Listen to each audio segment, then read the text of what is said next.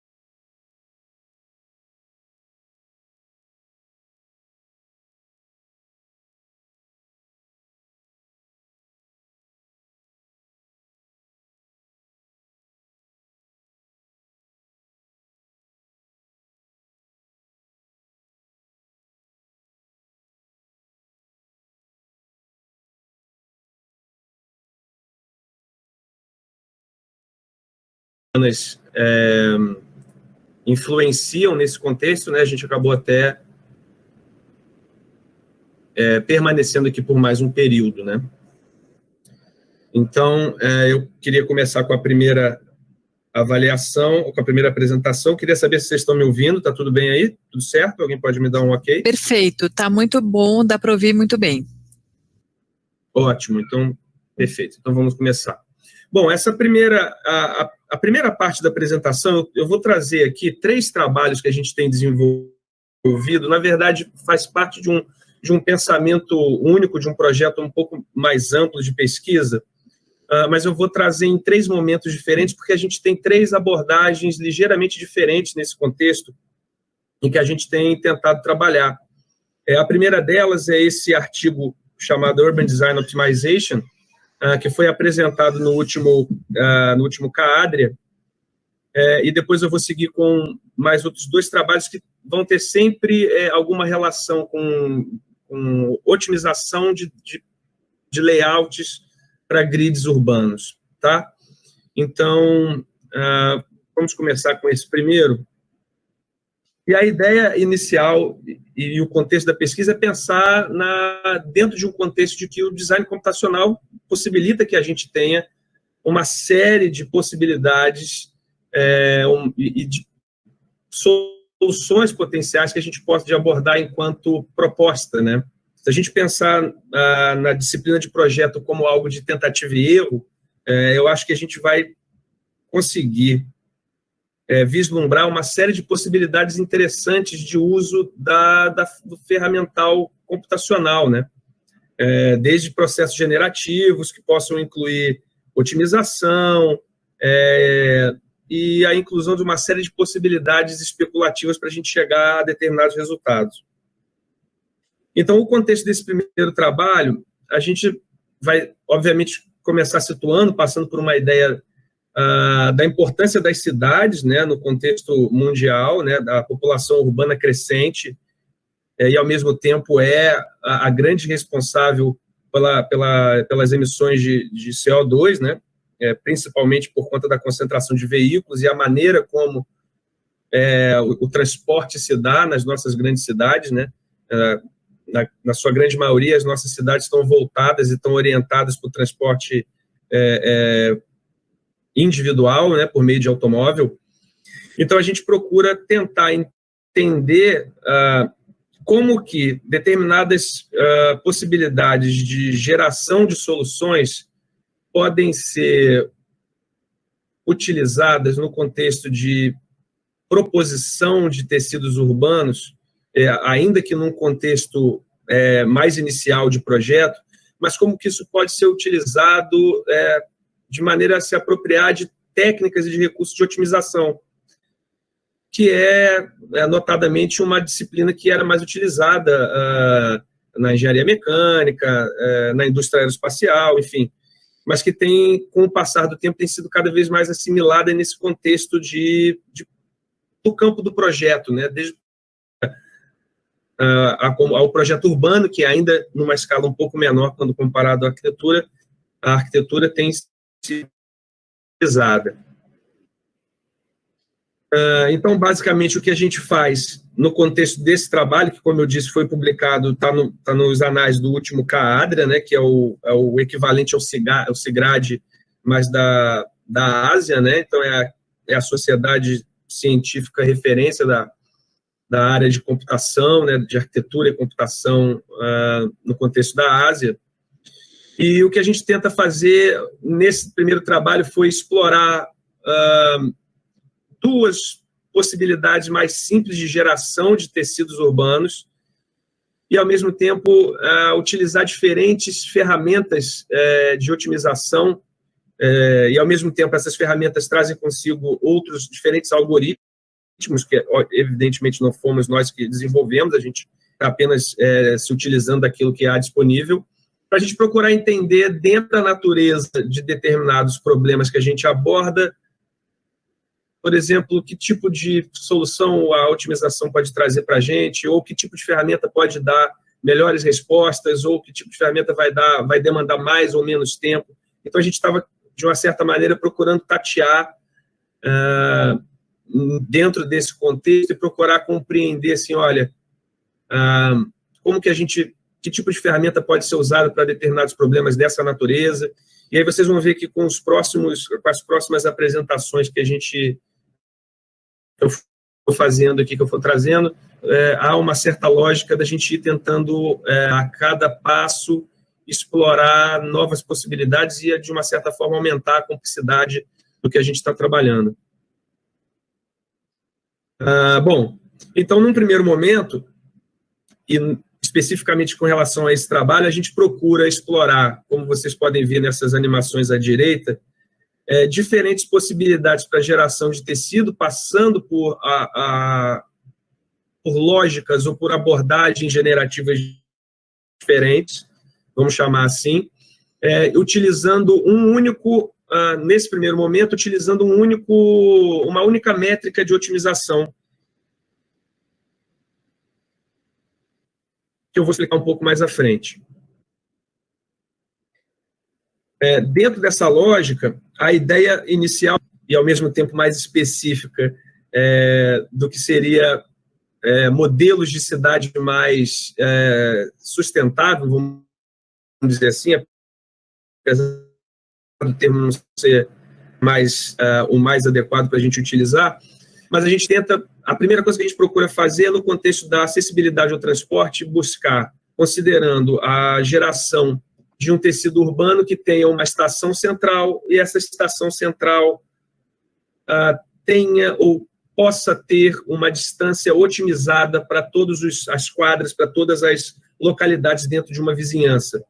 Então, a gente vai ter como referência que o ideal seria que todos tivessem a uma distância máxima de 5 minutos de caminhada, o que equivaleria a mais ou menos 400 metros, e que não estivesse mais distante do que 1,6 quilômetros, 1 milha aproximadamente, dentro de uma área que seria, ou seja, o que a gente tem dentro desse raio aqui é o que seria, na melhor das hipóteses, considerado como caminhável, sendo que o ideal nesse núcleo interno, e ao mesmo tempo também que pudesse ser considerado como acessível via bicicleta. Para isso, a gente utiliza uma ferramenta que foi desenvolvida na minha tese, que foi comentado agora há pouco, que é um índice de proximidade física, que é um algoritmo que, de uma certa maneira, o que ele faz é considerar a distância entre 2 ou mais pontos. Ele busca fazer esse cálculo das distâncias considerando uma rede de ruas. Então, como a gente pode ver aqui, esse algoritmo foi adaptado para trabalhar da seguinte maneira. Como me interessava compreender a relação entre todas as quadras de uma área e a quadra central onde estaria a estação, a lógica para a qual a gente adaptou o cálculo da ferramenta foi o seguinte: buscar a menor distância entre uma dos corners da quadra que se está querendo acessar para uma dos corners, ou para o corner mais próximo da quadra onde estaria a estação, mas, ao mesmo tempo, fazer isso buscando todos os corners e a combinação entre eles, para que a gente pudesse fazer, ao considerar todos esses índices e todas as distâncias, né, gerar um índice que possa ser um índice médio, que vai, de uma certa forma, permitir com que a gente mensure qual é a acessibilidade ao transporte dessa configuração. E aí, a partir daí, a gente utiliza essa média como uma função objetivo em tarefas de otimização para descobrir que determinado formato, que determinadas distâncias, de dimensões de quadra e larguras de via vão dar para a gente a menor distância média, ou mais do que a menor distância média, o melhor índice de proximidade física geral. Uma coisa importante da gente lembrar é que o índice de proximidade física ele é muito relacionado à distância, mas ele não é linearmente considerado como a distância. Por quê?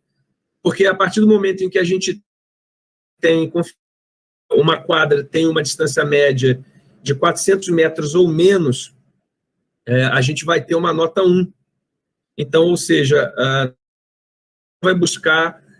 ela não vai buscar por soluções que me deem distâncias menores do que 400 metros, a partir do momento que 400 metros já me satisfaz.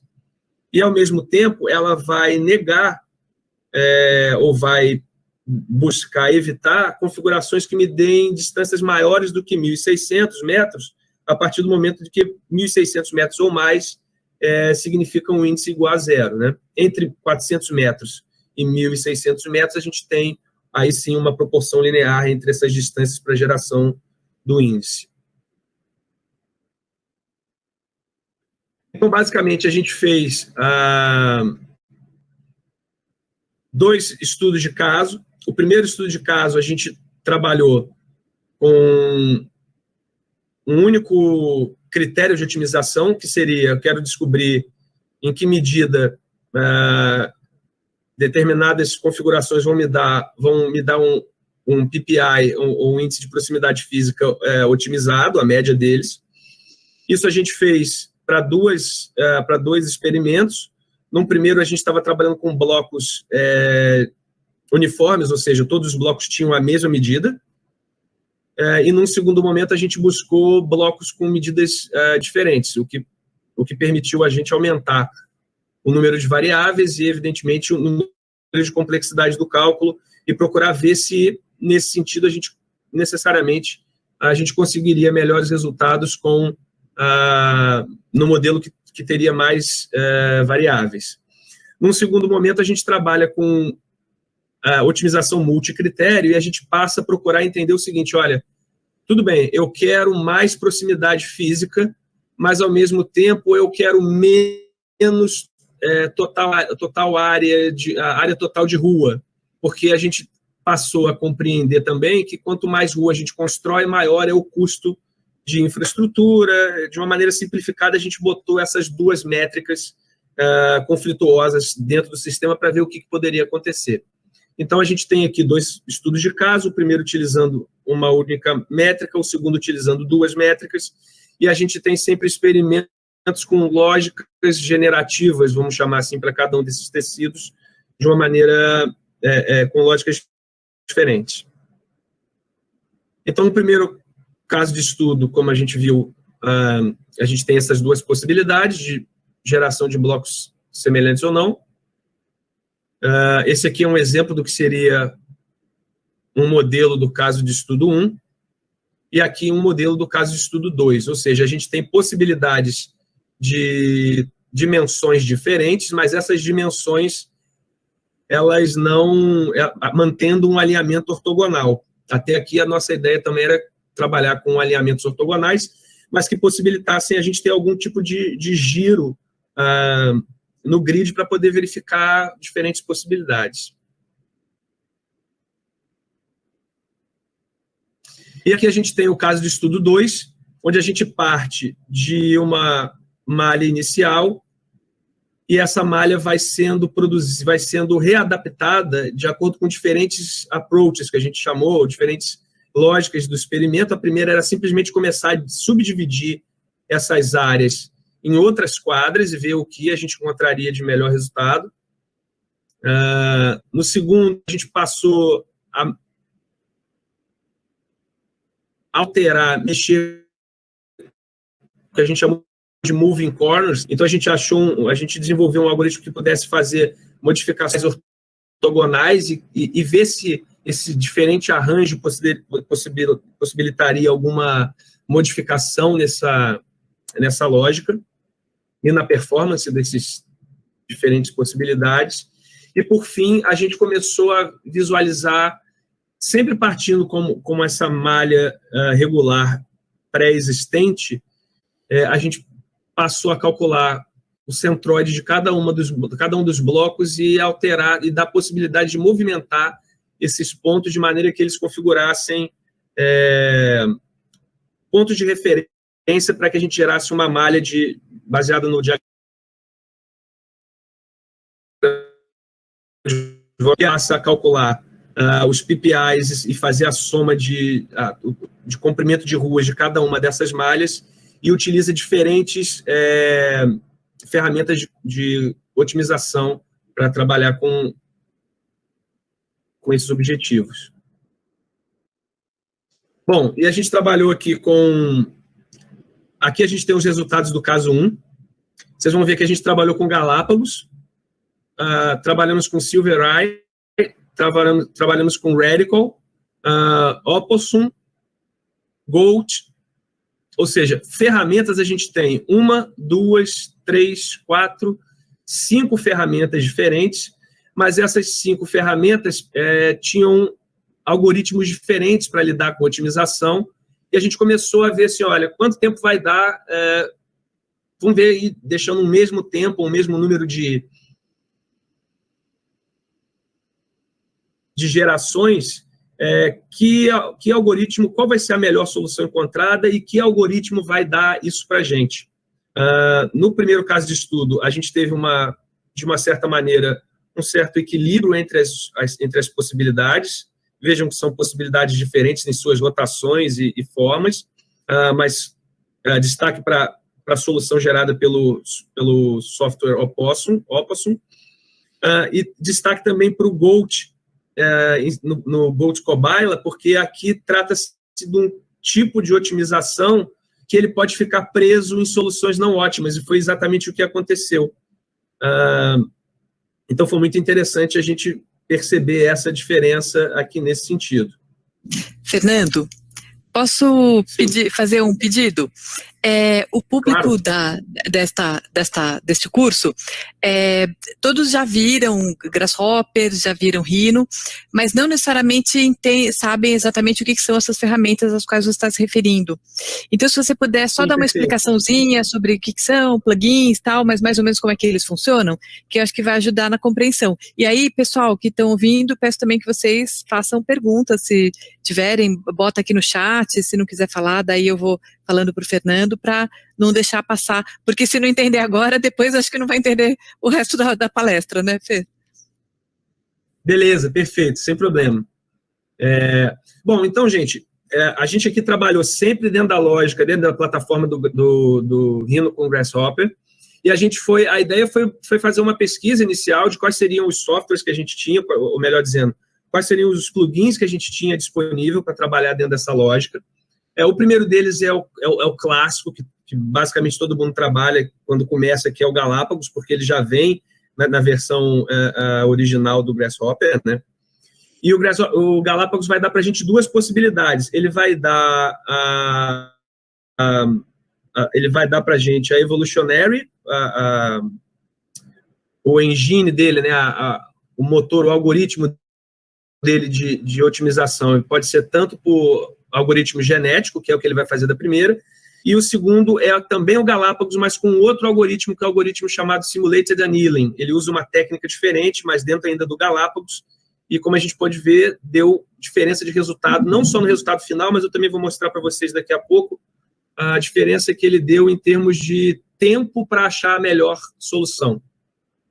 O Silvereye é um outro plugin, que trabalha dentro da lógica de movimentação de partículas. É um plugin, salvo engano, foi elaborado por uma pesquisadora polonesa, Judita Sichocka, e ele se utiliza meio que da lógica da movimentação de partículas para fazer otimização. A gente vai encontrar também o plugin Radical, que na verdade, é uma ferramenta dentro de um plugin chamado Design Space Explorer, acho que é isso, salvo engano, que é do professor Nathan Brown. Então, a gente achou, dentro da ferramenta dele, tem uma série de algoritmos, e a gente utilizou o GN Direct e o GN... tem dois tipos de GN Direct para trabalhar. Então, a gente tem, o que também vai estar disponível lá no paper, mas a gente tem uma série de diferentes algoritmos, ou seja, de diferentes mecanismos de otimização, mas todos eles dentro de plugins para o Grasshopper. Então, basicamente, como eu tinha falado, a gente tem o Galápagos, tem o Silvereye, tem o Radical, o Opossum, que vai trabalhar com dois algoritmos diferentes também, e o GOAT. Então, a gente foi meio que tateando para ver essas diferenças. Fernando, aí eu acho que a gente poderia, talvez só assim, para dar uma explicação para o pessoal, que assim, como esse não é um problema objetivo, que tem uma solução única, porque eles devem estar se perguntando por que cada um deu diferente. Então, assim, como cada um usa uma estratégia diferente, e não é mais ou menos que nem o processo de projeto. Se você manda todo mundo fazer uma casa de 2 quartos, não vai sair casa igual para todo mundo. Tem várias maneiras de fazer, por exemplo, você fala, uma casa de 2 quartos com o mínimo de material possível. Mesmo assim, cada pessoa vai fazer uma casa diferente. Então, é a mesma coisa aqui. Então, cada um desses softwares tem uma estratégia diferente. E eles vão procurar ficar mais próximo daquilo que é necessário, né, que foi a fitness function, que o Fernando falou, mas cada um vai usar uma estratégia, por isso que eles vão chegar a resultados diferentes. Só para deixar assim mais claro, porque eu sei que tem pessoas que ainda não tiveram essa oportunidade de mexer com esses plugins. Aproveitando também, Fernando. Exatamente isso. Sim. Esses números Pode que falar? acompanham embaixo têm a ver com o índice dentro de cada solução? Esses números que estão é o índice de proximidade física médio entre todas as quadras e a quadra central, que é onde estaria disposta a estação. Ou seja, a gente está buscando, o índice que a gente vê aqui embaixo é o valor da função objetivo encontrado em cada uma das soluções, da melhor solução encontrada por cada um dos algoritmos. Então, como a Gabi estava falando, cada ferramenta vai utilizar um algoritmo de otimização e cada algoritmo tem uma estratégia. E para determinados problemas, determinadas estratégias vão funcionar melhor, outras nem tanto. Por exemplo, um algoritmo baseado em solução evolucionária, ele vai ele vai pegar um determinado conjunto de soluções, que ele chama de geração, pega as melhores, cruza as características entre as melhores e vai gerando outras melhores, até que ele não consegue mais encontrar soluções melhores, e por aí vai. Então, a gente tem para cada algoritmo desse que vocês estão vendo, para cada mapa desse, vamos chamar assim, ou cada desenho urbano desse, é a melhor solução encontrada por cada um dos respectivos algoritmos, alguns de uma mesma ferramenta, porque tem ferramentas que vão permitir a gente ter algoritmos diferentes, e qual é a melhor solução encontrada por cada um deles. Nesse caso aqui, como a gente ainda está falando, principalmente aqui, né? Deixa eu voltar para nesse caso aqui, como a gente está falando de um nível de otimização, a gente está buscando uma solução mesmo, a melhor solução. Mas ainda assim, como há diferentes métodos de chegar nessa melhor solução, é por isso que não se chega necessariamente na mesma resposta a cada um dos algoritmos. É como a Gabi falou, são estratégias diferentes. E a gente estava também interessado em ver como que cada um desses algoritmos e dos seus respectivos plugins, ou o contrário, melhor dizendo, né? Ou seja, como cada um dos plugins de cada ferramenta poderia se comportar na busca por essas melhores soluções. No caso específico do nosso estudo 1, que é esse que a gente está vendo aqui, a melhor resposta foi utilizar o método RBFOpt, que tem um pouco de lógica de machine learning nisso aqui. Essa estratégia foi a melhor para o caso de estudo 1, e não, coincidentemente, também foi a melhor estratégia para o caso de estudo 2. E o resultado, a estratégia que foi menos eficiente, vamos dizer assim, foi a do código do Copilot, que aconteceu também com uma solução menos interessante, vamos chamar assim, tanto no caso 1 quanto no caso 2. E acho que é importante também, né, Fernando? Bom, aqui...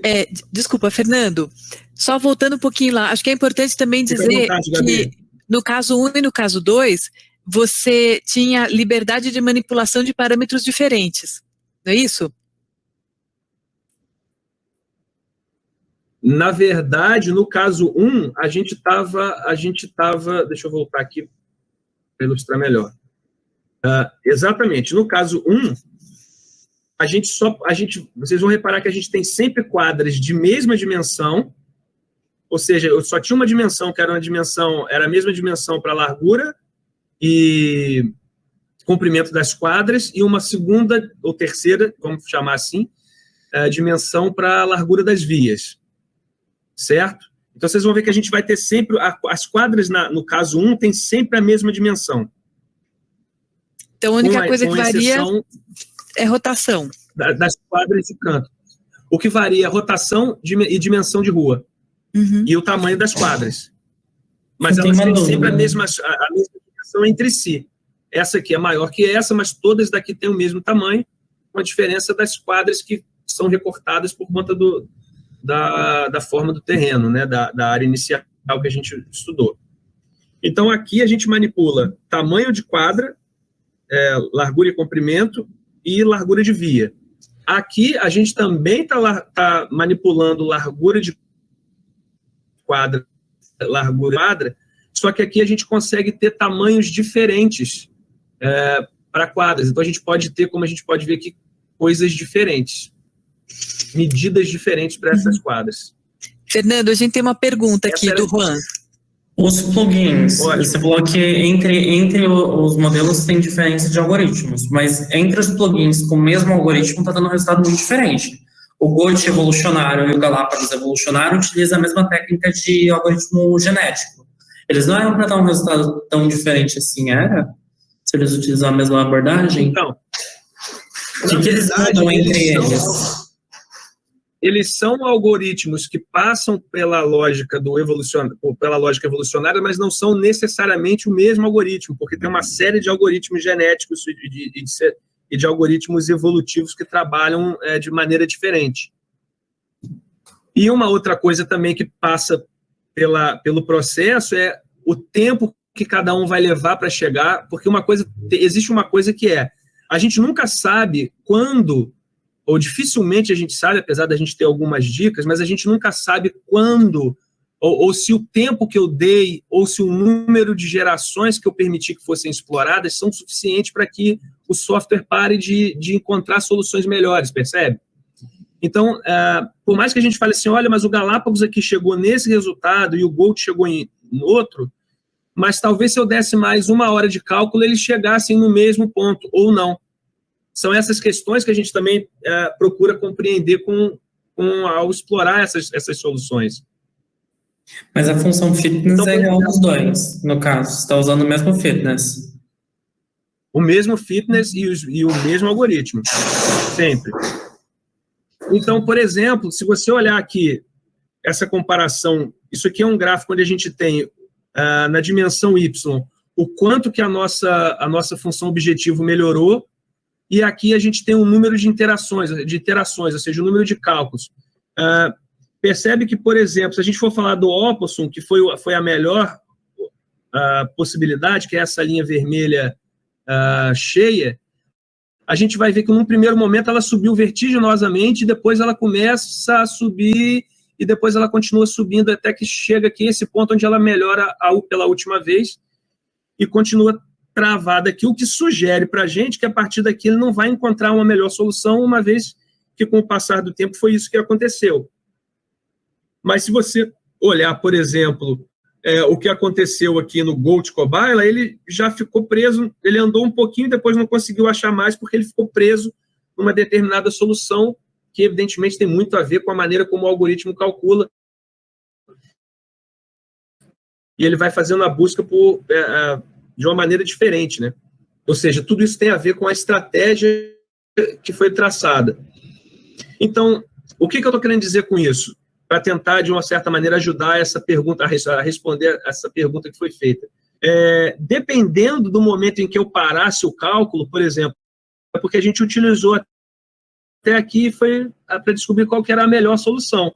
Mas se eu tivesse parado o cálculo nesse ponto aqui, por exemplo, com alguma coisa em torno de 600 iterações, quem teria me dado a melhor resposta já não seria o RBF-Opt, mas seria o CMAE.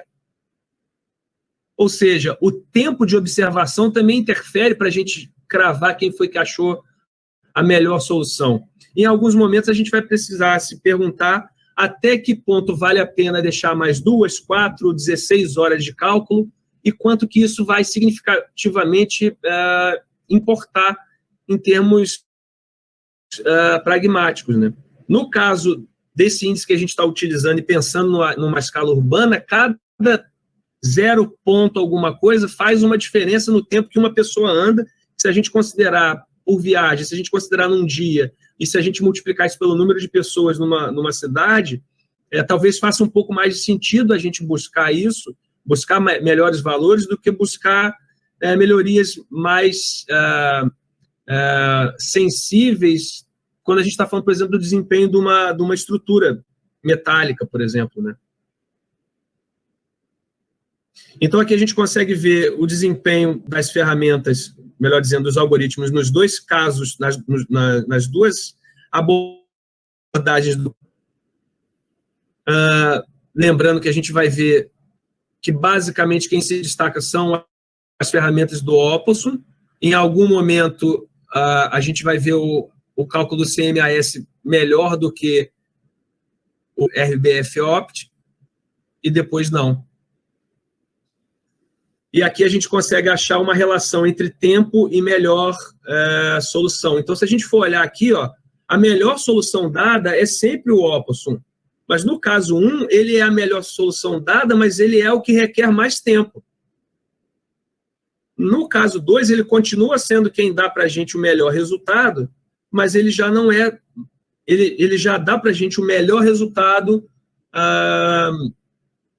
com menos tempo sendo necessário, né? E o Gold-Cobila, ele sempre termina de achar as melhores soluções mais rápido, em ambos os casos, mas, ao mesmo tempo, ele não resolve muito o nosso problema, porque ele nunca dá... ele sempre foi a solução menos ótima, vamos chamar assim, em todos os casos. Fernando, uma pergunta sobre o tempo para encontrar essas soluções. Qual que é a variação entre as ferramentas, mais ou menos? É questão de horas, dias? Qual que é a dimensão de tempo que a gente está falando? Olha, a gente tem trabalhado aqui, se vocês olharem aqui o tempo, a gente está falando, em alguns casos, de 12 mil segundos, 14 mil segundos, mas eu confesso para vocês que a gente trabalha aqui com um computador relativamente muito rápido, acho que nem relativamente não, é muito rápido, a gente tem 128 GB de memória RAM instalada, o que permite que a gente faça um cálculo relativamente, assim, com 12, 20 horas de trabalho, a gente já consegue explorar bastante coisa.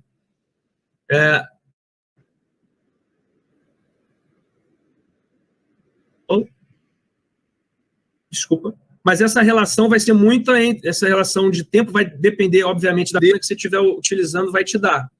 Então, eu procuro pensar assim, uma unidade de medida minha, assim, não é nada científico, é mais uma coisa minha. Se eu conseguir trabalhar com um tempo de cálculo que dê uma noite, no máximo um dia, e eu procuro ir adequando a complexidade do modelo a poder me dar uma exploração razoável nesse tempo. Mas, basicamente, é coisa de 24 horas, você já consegue ter resultados muito interessantes.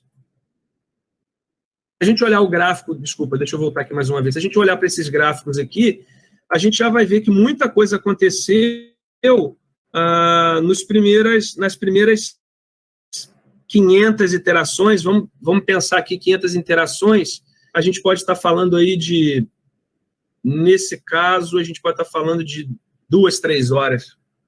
Muita coisa já aconteceu aqui nesse cálculo nas primeiras 3 horas.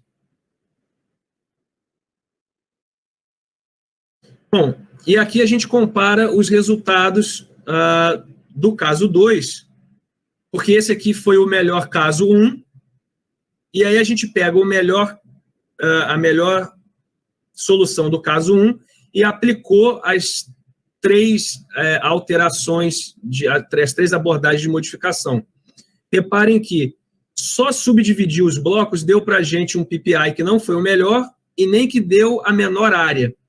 Mas utilizar essa abordagem do Moving Corners foi a que deu para a gente a configuração com o melhor índice de proximidade física média. Perdão de novo. Ou seja, ao pensar em otimizar a proximidade, esse foi o melhor caso. Mas se eu estiver falando em ter menor quantidade de ruas, ou melhor, maior quantidade de ruas, perdão, aí nesse caso a gente vai estar falando do Voronoi. Perfeito? Bom, com isso Deixa eu ver como é que eu estou de tempo aqui. Como é que a gente está de tempo aí, pessoal? Pode continuar. Tem mais uns 13 minutos. Mas, se você Ok, conseguir deixar um tempo eu vou- para a gente perguntar, também seria bom. Então, eu vou fazer o seguinte, eu vou tentar acelerar para mostrar a segunda apresentação. Eu tinha pensado em 3, mas acabei demorando mais do que isso. Vou passar direto, então, para a segunda, e aí a gente abre para conversar um pouco sobre isso. Perfeito. Bom, ok. Então, esse é o segundo trabalho que a gente está desenvolvendo. Ele está em andamento para ser publicado agora numa revista, num número especial da Environment and Planning Bee. A gente acredita que saia para outubro. E, basicamente, o que a gente está fazendo aqui é continuar utilizando a lógica de otimização, mas a gente está usando agora, utilizando otimização multiobjetivo para trabalhar com 2 tipos de métrica de proximidade. Então, a gente está trabalhando com a proximidade física, em que, mais uma vez, a gente está utilizando o índice a ferramenta de cálculo de proximidade física, né, o PPI, como eu mostrei para vocês. Só que agora a gente está conjugando isso com métricas da sintaxe espacial.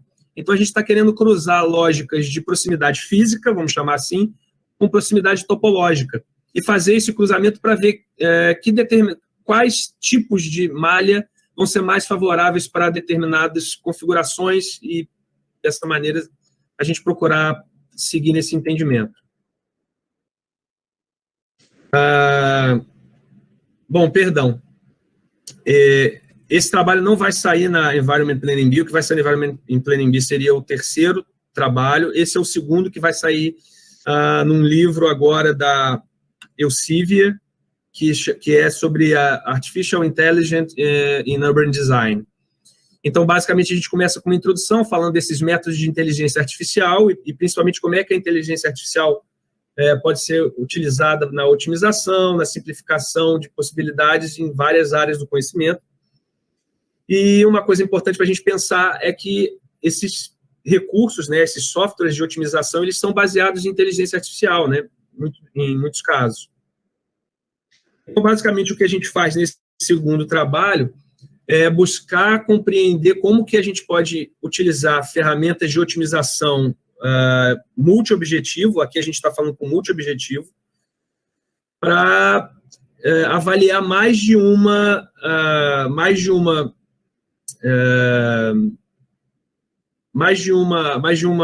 gente, me fugiu a palavra agora, mais de uma função objetivo, perdão, mais de uma função objetivo ao mesmo tempo e tentar compreender que tipo de natureza de tecido vai dar para a gente diferentes possibilidades.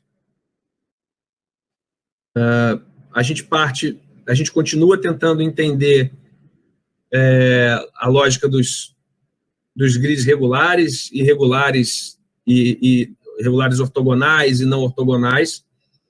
E para isso a gente vai passar, também utilizando o cálculo, a lógica da métrica física. Um detalhe é que aqui agora a gente não está mais interessado em buscar a distância para o centro, para a quadra central, mas a gente está interessado em buscar a distância de cada quadra para os limites da vizinhança, para saber assim, olha, quão acessível é essa quadra e cada uma delas, sucessivamente, para o conjunto de todas as quadras dentro de uma vizinhança. E para isso a gente vai utilizar métricas físicas, como eu falei, e métricas topológicas. Basicamente, a gente está usando integração e conectividade. A gente chegou a começar a pensar em trabalhar também com profundidade, mas a profundidade é a integração e desdobramento da profundidade, e a gente acabou mudando de forma. A gente tem aqui a ideia de malhas regulares e ortogonais. Aqui a gente tem a possibilidade também de malhas também ortogonais, mas com medidas diferentes. Aqui, a lógica do moving corners, ou seja, como eu posso mover esses grids, será que faz diferença movê-los? Que tipo de resultado eu vou encontrar com isso? E também o quarto caso, que é o caso dos blocos em Voronoi. E ver se realmente, apesar de ter uma forma um pouco mais familiar do ponto de vista da natureza, mas ela é muito pouco usual e prática, né? Mas a gente também quer entender como é que isso poderia ser utilizado. Bom, em termos de resultado, depois de 100 gerações, isso a gente ainda está aqui, nessa apresentação, a gente ainda está com alguns resultados mais preliminares, né? Na versão final do capítulo a gente vai ter mais coisas para mostrar, mas a gente consegue ver, e aqui inclusive a gente ainda continua trabalhando com a profundidade, mas aqui a gente consegue ver como que determinadas soluções, aqui a gente já está falando das melhores, e uma coisa importante da gente lembrar é que na otimização de um objetivo único, né, a gente consegue trabalhar com a ideia de uma solução ótima.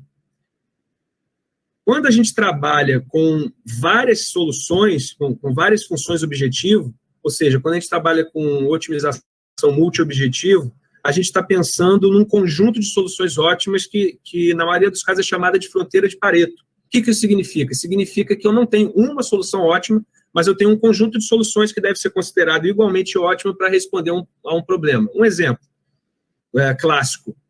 Eu quero comprar um computador e eu tenho basicamente duas variáveis para otimizar, o desempenho do computador e o preço. Eu não vou conseguir otimizar as duas ao mesmo tempo. Então, eu tenho duas funções objetivos que são conflitantes. Via de regra, para ter um computador com um processamento melhor, eu vou ter que gastar mais. Então, a fronteira de Pareto significa aquelas soluções em que, para determinadas, é a melhor relação custo-benefício, vamos dizer assim. Então, eu tenho desde o melhor computador no preço mais barato ao computador mais barato com o melhor desempenho e as variações dentro desse gradiente, que seriam as melhores soluções. Quando a gente faz esse cálculo e avalia tanto a proximidade física como proximidades topológicas ou medidas sintáticas, medidas topológicas ao mesmo tempo, a gente vai ver que, via de regra, considerando e normalizando essas soluções dentro de uma lógica do mesmo gráfico, a gente vai ver que determinados tipos de solução vão dar para a gente determinados tipos de desempenho. Então, quando a gente olha para esse gráfico em 2D, a gente consegue perceber o seguinte, olha, grids regulares grids regulares ortogonais tendem a fornecer a gente melhores soluções em termos da profundidade e também em termos de integração. Por outro lado, se a gente estiver avaliando profundidade e proximidade física, a gente vai ver que aquela linha verde toda está aqui, ó, nesse pontinho verde, e que as minhas soluções de grid irregular vão tender a me dar soluções que vão atender melhor.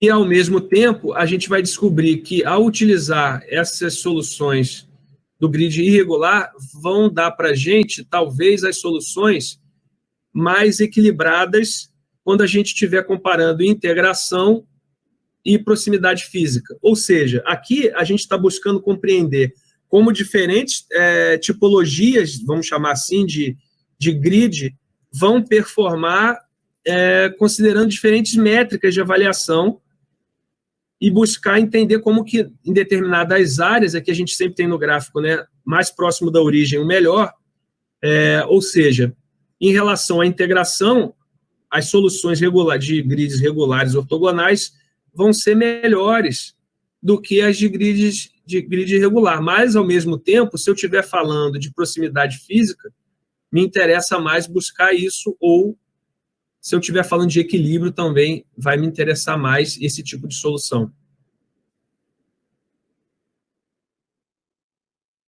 Bom, basicamente é isso que a gente tem aqui como resultados, né? As soluções da prática da lógica moving points e dos grids regulares performaram melhor considerando a métrica de proximidade física. Os grids regulares performaram melhor considerando a integração. E os grids ortogonais performam melhor considerando a profundidade. E a gente tem algumas coisas interessantes com relação, por exemplo, ao moving points. deu para a gente soluções mais distribuídas dentro do design space. É isso, eu teria ainda uma terceira apresentação, mas acho que fica para uma próxima oportunidade. Esse é um trabalho mais recente nosso, e que aqui a gente está, ao invés de utilizar essas diferentes possibilidades generativas de uma maneira mais livre, a gente está explorando uma gramática da forma, mais especificamente a gramática da forma do tecido urbano de Chicago, e estamos visando considerar e entender como diferentes soluções geradas dentro dessa gramática vão performar dentro dessa lógica nossa de tentar compreender métricas físicas, métricas topológicas de proximidade, né, e naturalmente de caminhabilidade, ao mesmo tempo como que isso se relaciona com o custo da infraestrutura, que é basicamente o comprimento e a largura das ruas, que a maneira como a gente está medindo, né? Obviamente tem outras possibilidades para isso. Bom, acho que, no mais, eu queria deixar, como a gente combinou, um tempo para perguntas, para comentários. Queria mais uma vez agradecer a oportunidade. Quem sabe a gente tem outras aí para discutir um pouco mais sobre esse e outros temas aí. Muito obrigado. Legal, Fernando, foi ótima a palestra, muito obrigada. Eu acho que eu vou começar, então, com uma pergunta. Vocês fizeram todos esses trabalhos, então, de otimização, mas a gente sabe que, na prática, às vezes é difícil, quando a gente está fazendo um desenho, né, de uma malha urbana, fazer essa otimização, porque tem outras questões, né, que a gente está usando. Daí, a partir desses trabalhos que vocês fizeram, vocês conseguem já tirar como se fosse um resumo de indicações, por exemplo, para o desenho de novas malhas? Porque, no caso aqui, a gente está trabalhando com o RIDS, né? Os alunos, inclusive, estão trabalhando com o desenho ali da malha viária. Você teria, sei lá, indicações como que eles deveriam... Entendo. Esse é um drama que a gente vive e que a gente se questiona o tempo todo, que é basicamente a gente parte da ideia de que na nossa prática de pesquisa, que a gente tem uma grande liberdade, né? Mas na realidade não é bem isso que acontece, porque dificilmente a gente vai ter um tecido que você começa do zero e que você tem essa liberdade toda para trabalhar. Mas o que a gente tem observado em meio a esses resultados, principalmente com relação à utilização de métricas de proximidade para otimizar esses tecidos urbanos, é que, na medida em que a gente utiliza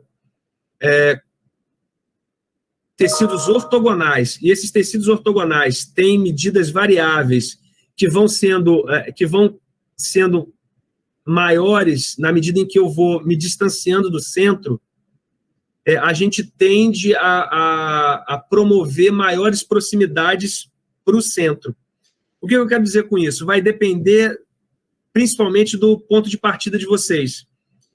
Por que a gente trabalhou avaliando caminhabilidade como um todo e acessibilidade ao transporte? Porque quando a gente fala de acessibilidade ao transporte, me interessa otimizar as distâncias para um ponto focal, que é a estação, que pode estar centralizada. Essa estação centralizada vai me dar ou vai me requerer diferentes desenhos para performar melhor do que se eu estiver pensando num tecido que vai me dar uma proximidade física para todas as áreas, ou pelo menos considerando o perfil periférico. Então, de uma maneira geral, se você estiver pensando assim, olha, eu quero dar mais proximidade... Estou vendo a Isabela aqui, Cavalcante. Oi, Isabela. Olá, de uma maneira geral, se eu estou pensando em otimizar a proximidade para um serviço central, aí eu devo buscar blocos menores e crescentes de acordo com o distanciamento. Agora, se eu quiser fazer o contrário, aí eu preciso buscar exatamente o contrário nessa lógica. Mas, invariavelmente, o que eu tenho visto é que tecidos, e que a gente, de uma certa forma, vai confirmar aquilo que é já o conhecimento de anos do urbanismo, né? Mas é que tecidos ortogonais performam melhor em relação a métricas de proximidade, mas não necessariamente tecidos com quadras de mesmo tamanho. Isso é uma coisa interessante. Tem um trabalho bacana e relativamente antigo, de 2016, do Andrei Shevtsuk, lá do MIT, Gabi deve conhecer, que ele faz um estudo ele avalia diferentes tecidos com quadras de mesmo tamanho e ele comprova que não necessariamente quadras maiores ou quadras menores vão performar melhor, mas isso vai variar de acordo com uma série de outros objetivos que a gente possa ter. Então, eu não sei especificamente qual que seria o objetivo maior de vocês nesse planejamento, se seria buscar uma proximidade para algum serviço mais central, ou se distribuir isso seria mais interessante. Mas se for distribuir de uma maneira mais homogênea, talvez seja buscar alguma coisa ortogonal. Está aí um ótimo exemplo que você acabou de me sugerir aqui, meio que inconscientemente, que a gente não pensou ainda em avaliar um tecido radial, que é o que a gente vê aí na Unicamp, né? Então, talvez tentar descobrir essa relação de como pensar numa malha radial e não necessariamente um grid, mas, enfim. E você acha que, talvez colocando pesos com relação à inclinação do terreno também dê muitas alterações? Como é que você acha que entraria isso? Porque Sim. No RIDS a gente tem Sim. um problema muito grande de topografia. É um dos fatores assim, que está sendo mais difícil. Exato. Então, nas ferramentas que a gente desenvolveu na tese, a ferramenta do índice de proximidade física calcula a inclinação nos percursos e a gente consegue setar uma penalização para essa inclinação, ou seja, andar 400 metros em linha reta não pode ser a mesma coisa que andar 400 metros subindo uma ladeira, sei lá, com 20% de inclinação. Subindo ou descendo, porque se eu desço 20%, depois eu tenho que voltar esses 20%, né? Via de regra. Sim. E aí faz muito sentido, uma coisa que a gente pode fazer e que eu tendo a fazer nos cálculos que a gente faz, não nesses que eu apresentei, porque a gente está trabalhando ainda muito embrionariamente, mas a gente não só penalizar a inclinação, mas a gente atribuir pesos diferentes para fazer uma média ponderada. Então, por exemplo, se eu quero considerar que eu quero que todo mundo tenha uma boa proximidade, eu quero calcular a média das localidades no campus, por exemplo, de repente me interessa atribuir um peso diferente para uma localidade que tem mais pessoas do que, por exemplo, para outra. Então, a gente consegue, então eu vou atribuir um peso diferente aqui e esse peso vai ser dado em função do número de pessoas que eu tenho por dia na edificação, ou, enfim, alguma coisa nesse sentido. Entendi. Mais alguém tem perguntas, gente? A Isa? Isa tá com cara de quem tem pergunta. Não, eu tô, primeiramente, prazer revê-lo, Fernando, foi muito boa a palestra. Obrigado. Eu tô, na verdade, pensando, Marcela, que nós tivemos uma reunião no meu grupo com a Marcela no começo da tarde, e a gente tava comentando do seu trabalho, enfim, dos componentes. E aí, agora eu tô pensando, assim, como que a gente pode, a partir do que a gente já tem, como que a gente pode utilizar, e, enfim, da sua palestra também, como a gente pode ter essa base maior para o nosso traçado, né? Até algumas pessoas do grupo estavam um pouco inseguras com algumas partes, então eu acho que é uma boa maneira de, por exemplo, na fase que a gente está agora, né, que a gente já definiu com base em vários outros processos e condicionantes também, a gente tem uma definição, mas utilizar também esses métodos para avaliação, para ter uma noção e pensar como que a gente pode melhorar. Eu acho que ainda há tempo, assim, para o nosso grupo da gente explorar, e eu acho que foi excelente a palestra nesse sentido. Acho que é isso, vou continuar pensando aqui, porque eu estou pensando também como, porque eu participei de uma disciplina, acho que você lembra, na UFPB, em 2017, e eu estou tentando lembrar o que foi que a gente trabalhou lá, mas eu acho que foi nesse sentido, de estabelecer um alvo, que seria um equipamento a ser instalado lá de saúde, enfim, a gente trabalhou com essas questões de uso também, e aí ter a partir de vários também, a gente colocou ver onde seria o melhor local para colocar um equipamento. Eu acho que foi algo nesse sentido que a gente trabalhou. E aí eu estou, na verdade, minha cara de pergunta é mais de, realmente, muitas coisas na mente, assim, tentando organizar e pensar como que a gente pode aplicar, né, no projeto. Mas era isso, eu queria só agradecer aí a palestra, foi excelente. Ótimo, obrigado. Eu não sei qual que é a disponibilidade de vocês, mas a Isabela já trabalhou no site citymetrics.com.br, a gente tem tutorial, tem as ferramentas para download, tem algumas publicações relacionadas, então talvez a gente possa até pensar se precisar de algum, pode pensar em trabalhar aí. Tempo a gente não tem muito, mas a gente tem disposição. É o normal. Mais alguém, gente, quer fazer algum comentário?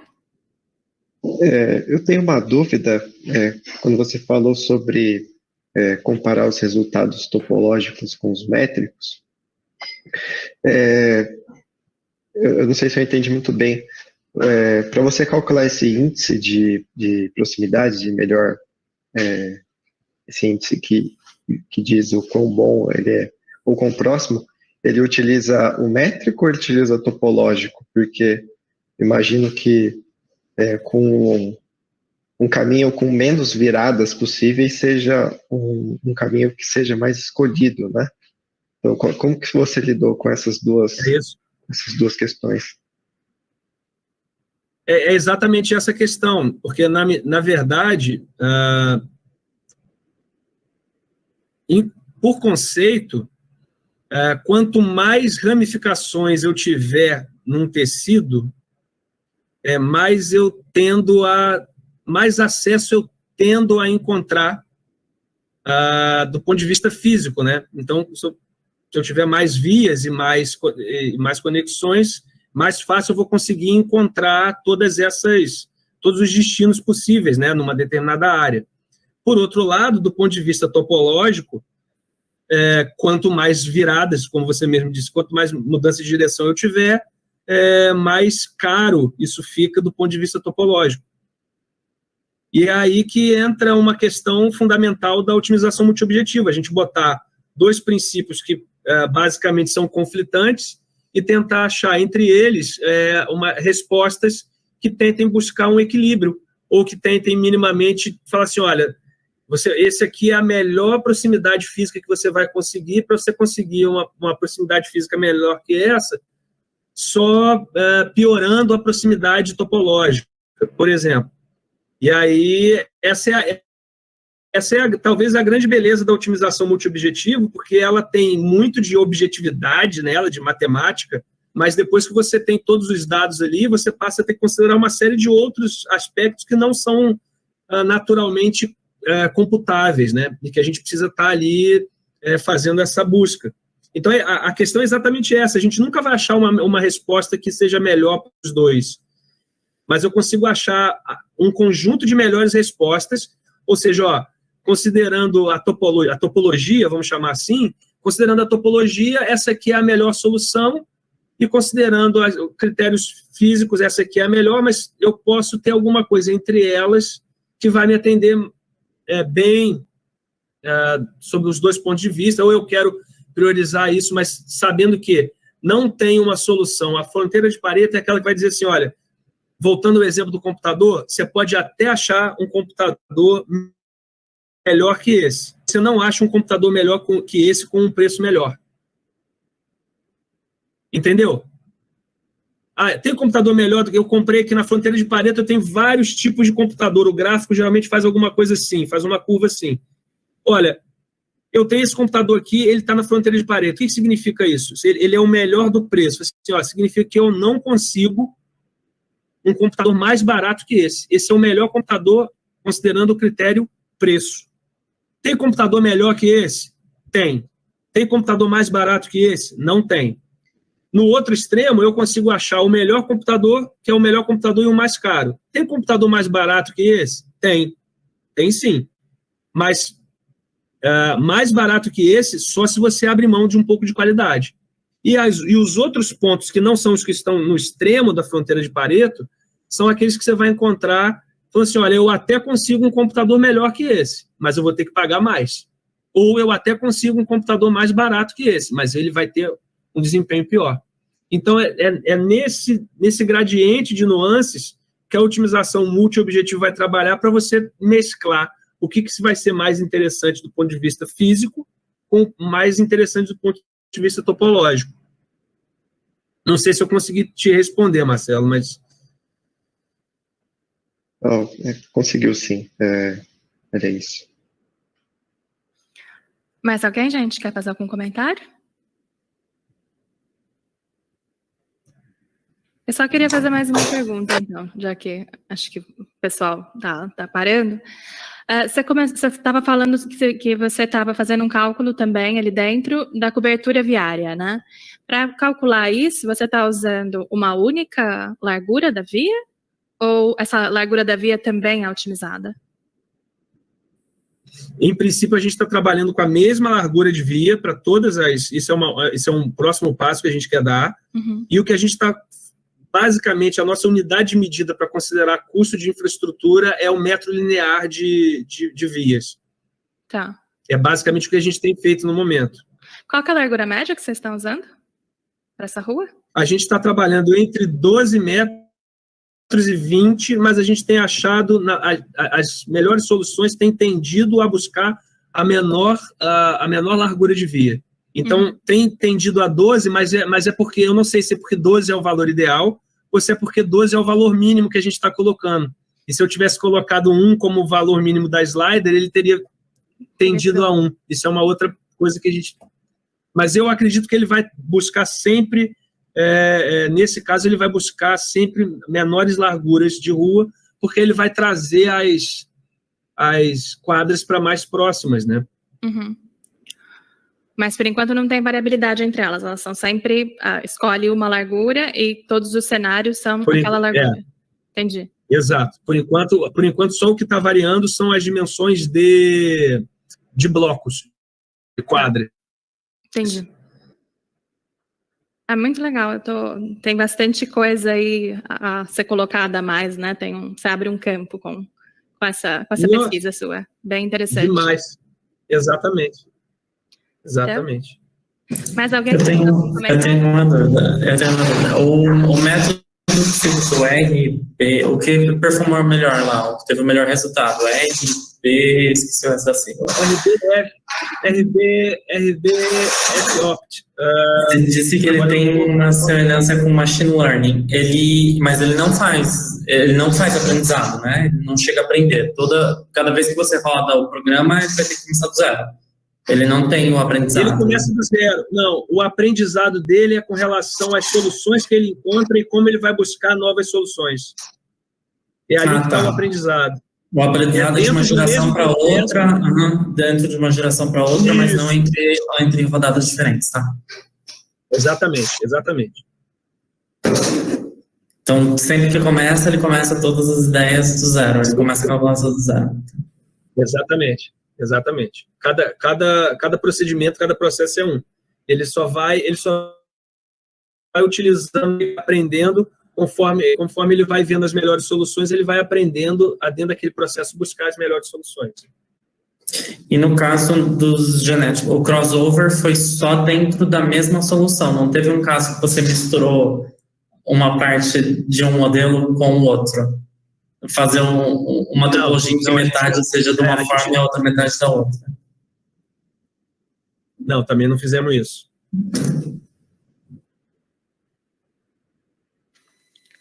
Legal. Então, acho que agradecer o Fernando, né, pela palestra ótima. Se mais ninguém tiver nenhuma dúvida, deixar o Fernando curtir o resto da noite dele aí, porque aí é mais cedo, né? Aqui é mais cedo, aqui são 5h15. Então tá. Queria agradecer também, Fernando, obrigada. Muito obrigada. Eu que agradeço, acho gente. que se os alunos tiverem algumas perguntas depois, quem sabe eles te mandam por e-mail, né?